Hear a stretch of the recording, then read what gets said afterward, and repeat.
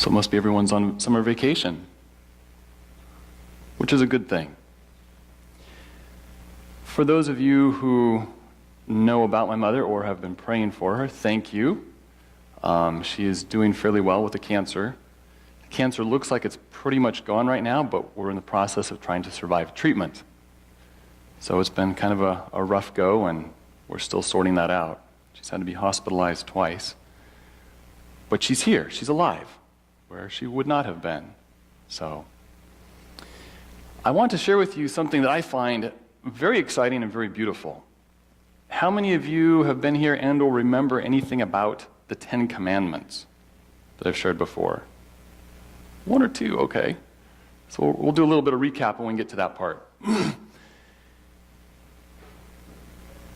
When you look at the cross and you imagine it, what do you see? Christ? Absolutely. Grace? Okay. Literally, physically, what do you see? Wood? Person of Christ? The love of God, but physically, what do we see?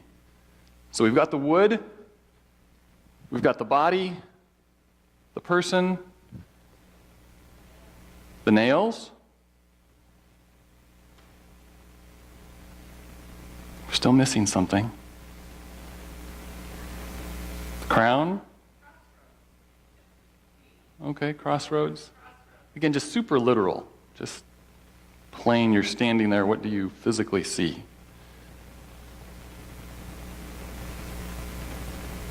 Okay, I'll give you a clue. Yes, physically, literally. What do you see?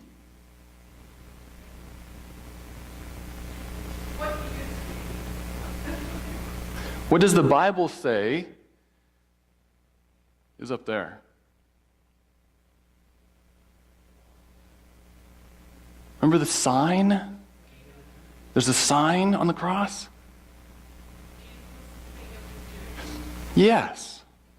And it's interesting, each of the Gospels actually says it a little bit differently. But what it basically says, it all says King of the Jews, all the Gospels. Some of them say Jesus, some say Jesus of Nazareth. But there is a sign placed on the cross, we assume above the head of Christ. Suppose it could have been below. I actually didn't think about that until we were talking, but I doubt it. It says, Jesus, King of the Jews. One time?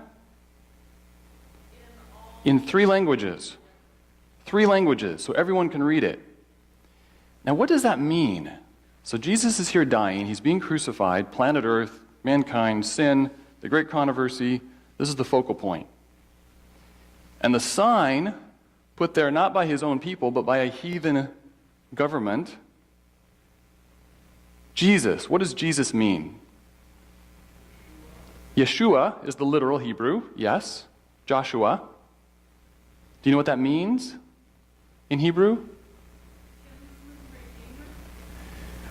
It means Jehovah is salvation. Jehovah is salvation. Okay, king. What is a king? Ruler, sovereign, the supreme, absolute authority.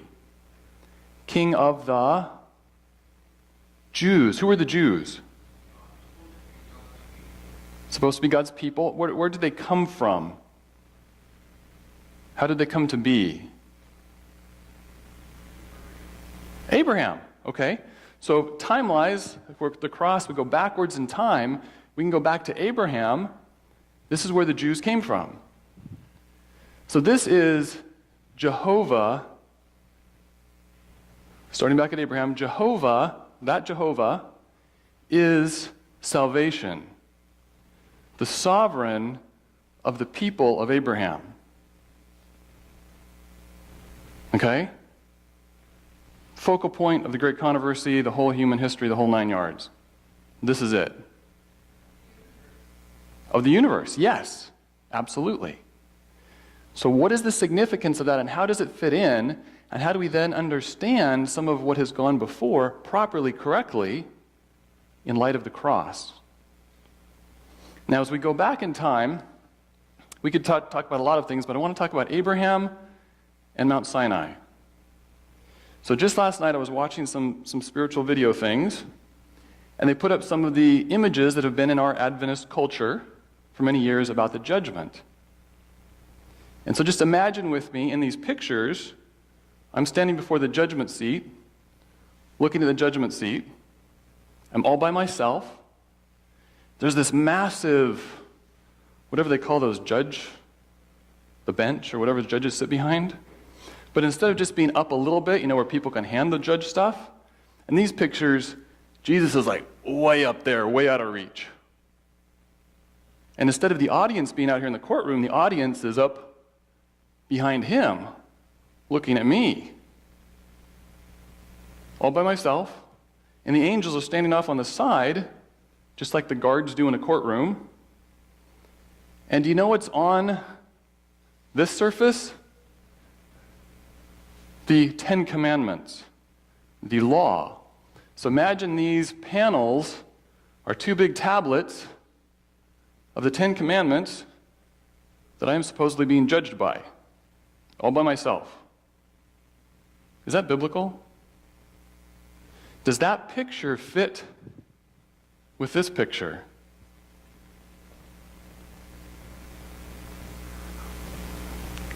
I will suggest it does not. And I will explain why. We Seventh-day Adventists, we believe in the seventh-day Sabbath, right? That's part of the Ten Commandments, quote unquote. But let's go back to Abraham. Open your Bibles to Genesis 17. So God has already promised Abraham he's going to have a son. Chapter 15. Chapter 16, Abraham tries to fulfill that according to his methods and has Ishmael. God says, no. That's not the plan. That's not how this works. So chapter 17, what happens? How does the first verse read? When Abraham was 99 years old, the Lord appeared to him and said, I am God Almighty.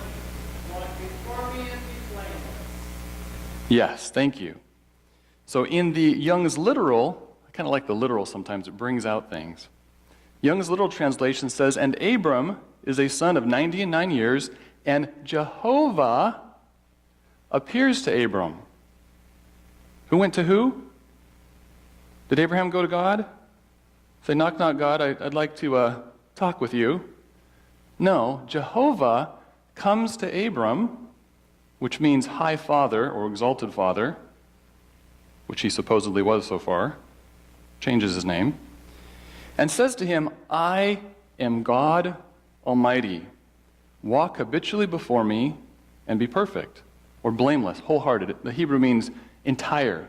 Commit your entire being to this. And let's go on here. And I give my covenant between me and you and multiply you very exceedingly. Now, whose covenant is it?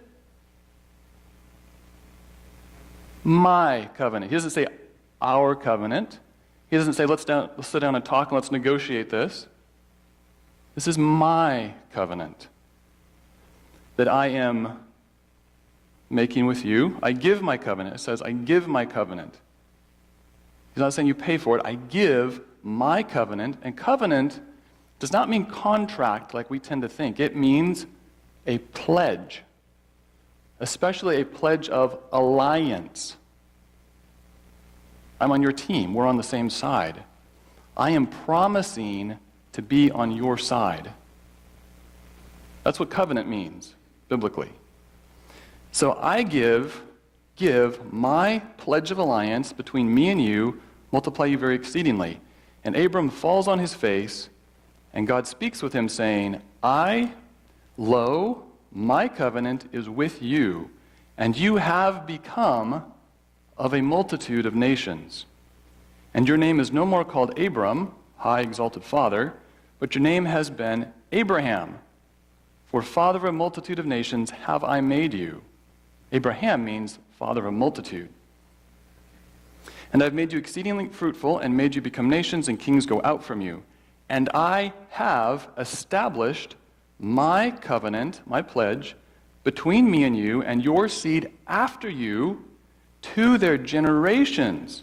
From that point in time, all the way forward, through Sinai, to the time of Christ and beyond. Okay?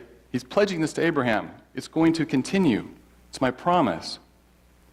To their generations for a covenant age during, to become God to you, and to your seed after you.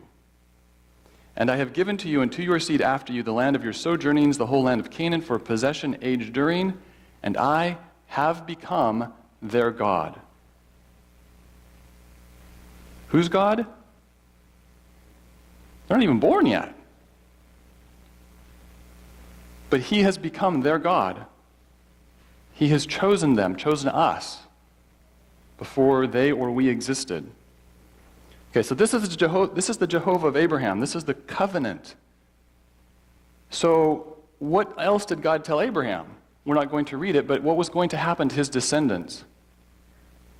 Remember Egypt? How long were they in Egypt? 400 years. And God told Abraham, your descendants will be slaves for 400 years. And then I will come, rescue them. He's going to fulfill his pledge of alliance to be their God. So when God shows up in Egypt, why is he showing up? He promised Abraham. This is a continuation of that covenant at Sinai. And when he does all these plagues to set them free, what is the specific stated purpose? Do you remember? Moses goes to Pharaoh, says, set my people free so that they may worship me in the wilderness. God had a very, very special event that he's delivering them from Egypt specifically for. Yes, he wanted to take them to the promised land. Yes, he had promised that. But the big immediate thing is, I am going to be meeting with my people. Set my people free. I'm fulfilling my promise to Abraham's descendants just like I promised, to be their God. So when he sets them free from Egypt, it is to come out in the wilderness to meet with them, and he meets with them at Sinai. Do you realize this is the only time in the entire Bible, the entire human history, that God, as God, in his godness, speaks to a crowd? This is it. So just like the cross was really, really unique in human history, so is Sinai. Now, Jesus was in human form on planet Earth. That's the ultimate manifestation. But at Sinai, he is God as God, having an audience. This is it. This is the big deal. This is what deliverance from Egypt was for. They come through the wilderness. He sets them free. He gives them manna. They have all these adventures en route, and they get to Sinai. And he gives this talk. Now, we're going to do a brief recap here. 10 Commandments, is that a correct term? We talk about it all the time, 10 Commandments, 10 Commandments, 10 Commandments. It is actually never found in the Bible. There are 3 instances in the King James where the term 10 Commandments is found, and if you look in the margins or you look in the original, every single one of them says the literal reading is the 10 words. And to translate the Hebrew word as commandment, that Hebrew word translated as commandments is less than 2% of the time. It's very unusual. It is largely an interpretation. These are the 10 words. How do they start? You know them, right? What's the first commandment? Quote unquote commandment. What is the first word? Thou shalt not. Open Exodus 20. What is the first word? We're Seventh-day Adventists. We believe in these things, right? We teach them. We've got the sanctuary. Remember, this is what ended up in the Ark of the Covenant, in the tabernacle of the covenant or testimony. This is the heart of the whole plan of salvation. Right here. What we tend to draw certain kinds of pictures about. Hugely important. Hugely important. What's the first message? Thank you. How does God actually start out addressing this audience? Does he start with, thou shalt not? I am the Lord. Remember Jehovah? Abraham's Jehovah? That you all hearken back to? I am that God. I am Jehovah, the Lord. Whose God? Your God. Did they know him? Not that much anymore after 400 years in slavery in Egypt with all the gods and stuff. I am the Lord your God, just like I promised to Abraham, who has already done what? Brought you out of the land of Egypt, out of the house of slavery. Egypt was the great superpower on planet Earth. I have already delivered you. I have already given you freedom. Message number one. Do you know the Jews, in their version of the 10 words, that is number one, period? Where's the commandment in that? Did you get a commandment out of that? It's not there. Jewish version of the 10 words, I am the Lord your God, who brought you out of the land of Egypt, out of the house of slavery, period, stop. Number two. And they actually read, not thou shalt not, they actually read in the literal, if you read it literal, you have no other gods. You make no graven images. You do not take the name's Lord in vain. You remember the Sabbath. Now, by the time they got to Sinai, were they keeping the Sabbath? Remember the manna? 6 days only, not the seventh day? When God is saying this, you remember the Sabbath day, they were remembering the Sabbath day.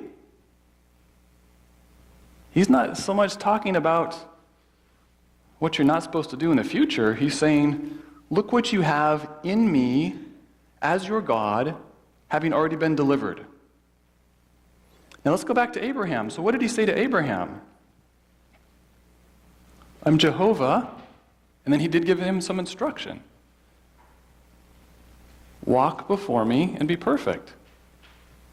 I'm Jehovah your God, walk with me. Yet to Sinai, what does God say? I am Jehovah your God, who's delivered you. Walk with me. You have no other gods. Remember the Sabbath day.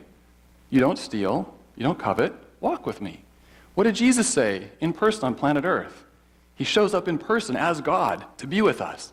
When he meets his disciples, what does he bid them? Come, follow me. Walk with me. Be with me. It's the same message all the way through. This is not an angry, wagging his finger God at Sinai. It's the God of Abraham. It's the Jesus of real life. The court scene that we have imagined is imagined. What is written, that is in the heart of the testimony in the Ark of the Covenant is, I'm the Lord your God. I've already delivered you. You have all of this in me. It's not standing over us as this giant stone thing to fall on us and crush us. And Jesus is not up there out of reach. Who spoke with Abraham? Specifically, Jehovah. Who was Jehovah? It was Jesus. That was Jesus talking to Abraham. Who gave the 10 words from Sinai? Specifically, that says, I am the Lord. They gave the 10 words. Who is the Word? That was Jesus on Sinai. speaking to the audience. It's the same God with the same heart and the same message. We have all of this in him because of Jehovah is salvation. And we come to the judgment, it's not going to be God up there looking down on us. It's going to be God, Jesus, standing right next to me and saying, look at the testimony I've given you the whole time. I'm the Lord, your God. Before you even existed, I chose you, and I have delivered you, and I have set you free, and you're absolutely complete in me. Walk with me with your whole heart. Isn't that beautiful? For me, this is so helpful because growing up in Adventist systems and cultures, we have so misunderstood Sinai and the Decalogue, the 10 words. And this is so important, not only for us, but God gave us the sanctuary as a model of the plan of salvation, right? For what he's really doing in heaven. And it's all about what is in the heart of the sanctuary? What is its centerpiece? It's the Ark of the Covenant. Well, what's in the Ark? The covenant. It's the Ark of the Covenant. It's the covenant. What is the covenant? The 10 words, the message, which is, I'm the Lord your God. You didn't know me, but I've already delivered you. And I'm already taking care of you, and I've already got it all covered. Walk with me. That is the testimony. And it is God that gets to define what this gets called. We call it 10 Commandments.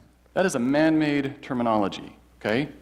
If you look in the Bible and you let God define it, which we Adventists believe in letting God interpret, let the Bible interpret the Bible, what does God call these 10 words?